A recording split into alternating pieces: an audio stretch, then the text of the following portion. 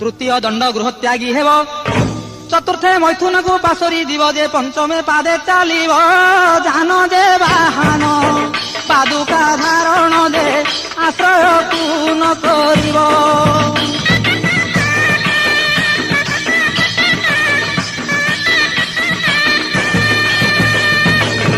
षष्ठरे श्मशाने वास करिब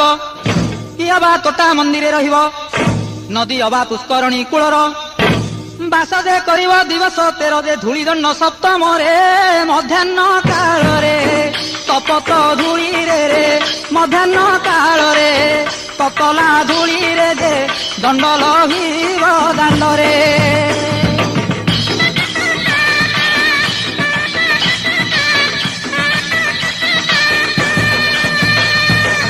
अष्टमे जल दंड को सारिब नवमे अग्नि दंड को सहिब दशमे जे झाम